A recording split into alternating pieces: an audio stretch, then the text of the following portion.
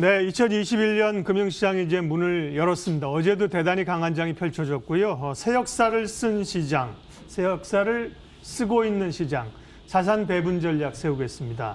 IBK 연금보험 박종현 증권운용부장 오셨습니다. 부장님 어서 오십시오. 네, 안녕하세요. 한상 시장을 이렇게 흐름을 객관적으로 잘 잡아주시는 분입니다. 올해 얘기하기 전에 지난 2020년에 자산별로 성과가 어땠는지 좀 잠깐 볼까요? 네. 사실 뭐 연간 전체로 보면은 이제 국내 주식시장 위주로 특히 국내 증시가 지난해 뭐 거의 G20 국가 중에서는 가장 높은 상승률을 좀 보였다고 하는데요. 뭐 나스닥 또 우리 코스피 상당히 역대 상승률을 보였고요. 근데 상당히 좀 재밌었던 거는 이렇게 위험자산인 주식시장이 강세를 보이는 가운데에서도 대표적인 안전자산이라고 할 수 있는 금 가격도 지난해 사상 최고치 경신을 했었거든요. 그래서 약간 그 지난해 어떤 시장을 그냥 안전자산, 위험자산으로 이렇게 좀 나누기보다는 이 코로나라고 하는 역대 그 경험해 보지 못했던 보건 위기로 인해서 하나는 이제 언택트라고 하는 그런 테마가 좀 있었던 것 같고, 하나는 또 이제 안전자산이라는 테마, 이제 이렇게 강세를 보였다고 할 수 있겠는데요. 다만 이제 지난해 4분기 이후부터는 주식시장의 상승세가 상당히 가팔라지면서 위험 선호 현상이 뚜렷하게 나타나는 이제 그런 약간은 좀 지난 연간 전체 흐름과는 지난해 4분기부터 좀 흐름이 좀 달라졌다. 이렇게 좀 말씀드릴 수 있을 것 같습니다. 연초에는 이제 코로나하고 나서는 금에 대한 기대도 굉장히 높았었잖아요. 근데 이제 연간으로 보면 별로 재미없었고요. 주가는 강했고 막판에는 뭐 비트코인이 엄청나게 연간 상승률로 보면 가장 강한 그 자산군이었습니다. 그러면 지금 말씀하신 지난해 한 4분기부터 강해진 위험자산, 주식으로 대표되는 거죠. 위험자산에 대한 그런 성향들은 올해 어느 정도까지 좀 이어질까요?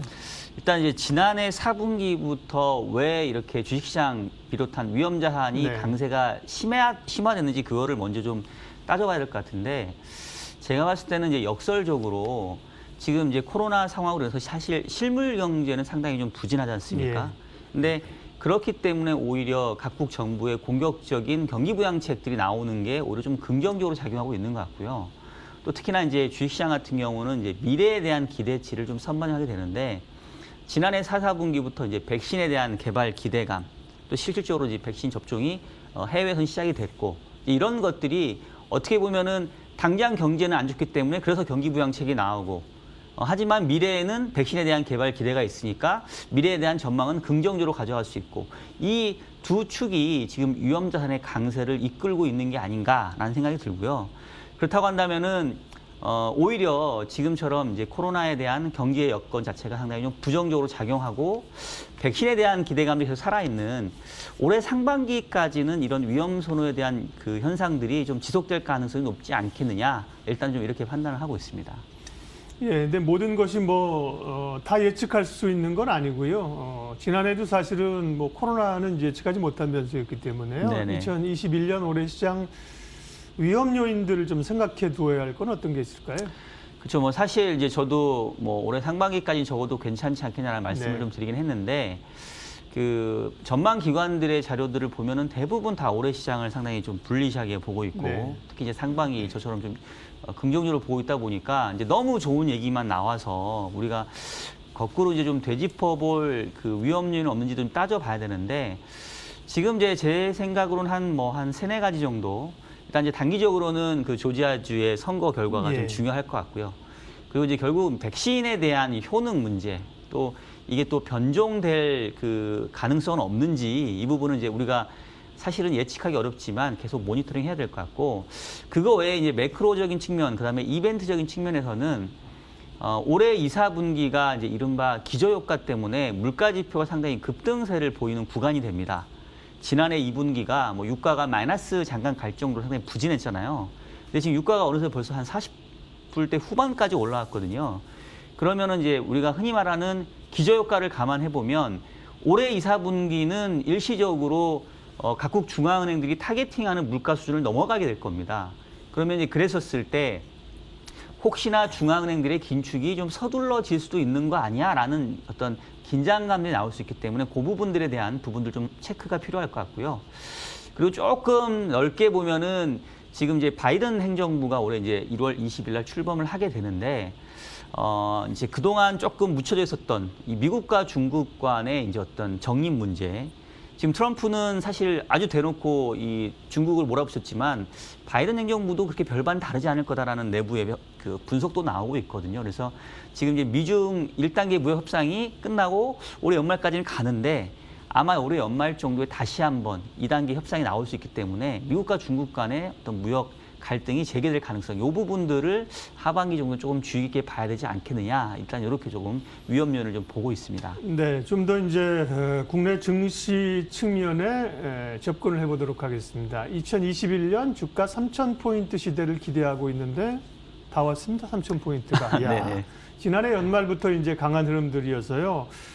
조금 기대를 빨리 땡겨 쓰는 거 아닌가라는 우려가 좀 있고, 특히 그 힘이 동학개미로 불리는 개인 자금, 개인들의 영향력이 커지면서 나타나는 그런 독특한 현상이거든요. 어떻게 보세요?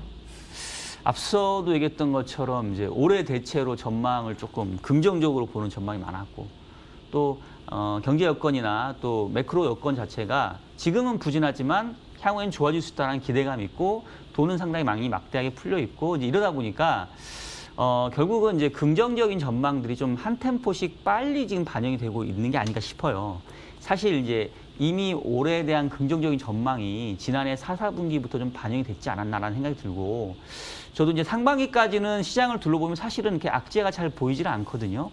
이제 그러다 보니까 항상 시장의 속성은 전망이 모이면 조금 앞서서 가는 경향들이 있죠. 예. 그래서 지금 뭐 주가 3,000선 얘기하고 있었는데 뭐 지금 뭐 하루 이틀 올라가면은 3,000 거의 볼 정도 레벨이 왔으니까 좀 속도감이 좀 빠른 게 아닌가라는 저도 조금은 부담감이 들고요. 근데 시장의 속성을 감안해 보면 이게 갈장은 그냥 한 번에 가지 쉬었다 가는 경우 잘 못 봤거든요. 항상 오버슈팅, 언더슈팅 항상 하죠. 예. 그래서 조금 조심스럽지만 어쩌면 올해 상반기 예상되는 그런 주가의 상승세가 연초 한 1분기 정도에 집중화될 가능성이 지금으로서 좀 높아 보이지 않나. 그래서 약간 좀 시장을 좀 서둘러 대응할 필요가 좀 있어 보인다. 좀 이런 생각이 좀 듭니다.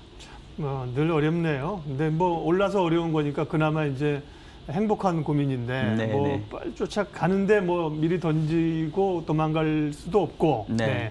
그러나 경계감은 가져야 되고요. 환율 얘기도 하겠습니다. 그 환율이 다시 좀 슬금슬금 내리는 것 같더니만 어제 1,082원인데 차트를 보니까 지난 12월 연초에 저점까지 저점을 장중에는 깼네요. 예. 환율 하락, 원화 강세 현상이 다시 나타날까 그 밑으로 그러면 시장에는 어떤 영향이 있을까요? 그러니까 사실은 그 환율은 우리 증시의 약간의 양날의 검 같은 건데요. 이제 왜냐하면 아무래도 수출 기업들이 많기 때문에 원화가 강해지면 이제 또 가격 경쟁력 문제가 나오기도 하고, 근데 또 거꾸로 역설적으로 생각해 보면 대부분 우리 증시가 좋았을 때 늘 항상 이 환율 하락, 즉 원화의 강세가 나타났습니다. 왜냐하면 이제 외국인의 매수세를 동반하는 부분들도 있고, 글로벌리 달러와 약세라고 하는 이른바 위험선호 테마가 이제 같이 이렇게 영향을 주기 때문인데요. 일단 올해만 놓고 보면 지금 상태에서는 그 달러와의 약세 흐름들이 좀 이어질 가능성이 좀 커 보입니다. 일단 바이든 행정부가 추구하는 정책 자체가 재정 확대이기 때문에 또 쌍둥이 적자를 자극할 가능성이 크고요. 또 올해는 어쨌든 간에 이제 코로나 여건에서 벗어나는 경제 회복의 원년이 될 가능성이 크기 때문에 이제 이런 것들도 글로벌리 약간은 이제 약달러 위험 통화에 대한 선호도가 좀 높아질 걸로 보고 있습니다. 그렇다고 한다고 하면은 당장은 외국인들 입장에서 지금 우리 증시에서 외국인이 지난해 25조 원 순매도 보이지 않았습니까? 개인들이 47조 원 순매수를 보이면서 이제 그 이상을 사줬는데 결국은 시장이 더 가려면 작년에 팔았던 외국인이 다시 돌아와줘야 되거든요. 그리고 이제 그 키는 추가적으로 이 원화의 강세를 좀 볼 수 있냐 없냐 이 부분이 좀 중요하다고 생각이 되고요. 달러와 약세가 추가적으로 좀 진행된다라는 그런 전망 하에 원화도 그 2014년도 같은 경우에는 달러 인덱스가 90이 깨지고 80까지 깨졌을 때 우리 원화 환율이 1,020원까지 갔었거든요. 그래서 아직은 추가적인 달러 약세, 그다음에 원화 강세의 여지가 좀 남아 있다라고 생각이 되고요. 이제 그 부분들이 외국인들의 귀환을 좀 자극하면서 단기적으로는 국내 증시에 조금 긍정적일 거라고 보고 있습니다.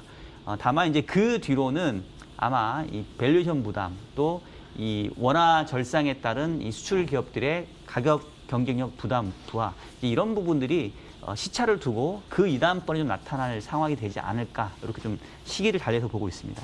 네.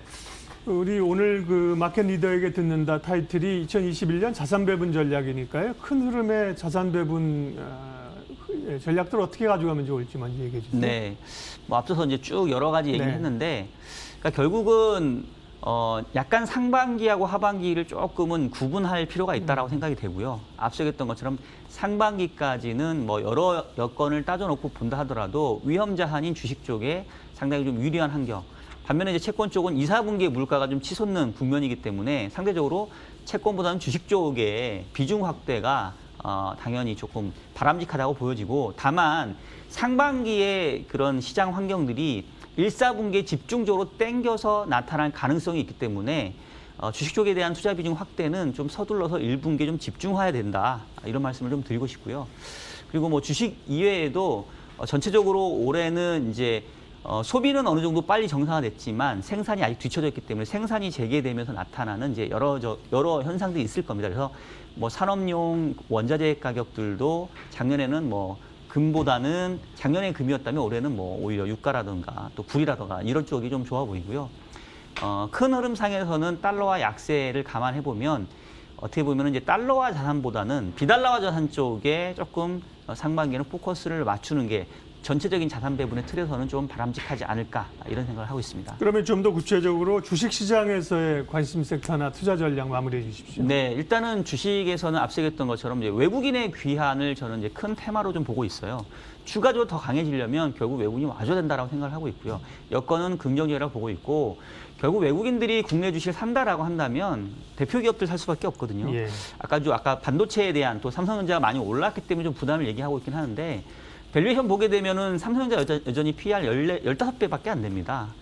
경쟁 기업이라고 할 수 있는 뭐 TSMC, 뭐 애플 이런 쪽과 비교해 보면 추가적인 상승 여력이 있다고 보기 때문에 일단은 대표 기업이라고 할 수 있는 반도체, 또 자동차, 화학 뭐 이런 소재에 관련된 업종들이 아무래도 상반기 특히 1, 4분기에는 가는 놈이 좀 더 가는 장이 되지 않을까 싶고 그 이후에 밸류에이션 부담이 생기게 되면은 이제 조금씩 그 다음을 좀 생각을 해야 될 텐데 일단은 좀 1, 4분기에 집중하는 전략이 좀 필요해 보인다라는 말 다시 한번 좀 드리고 싶습니다.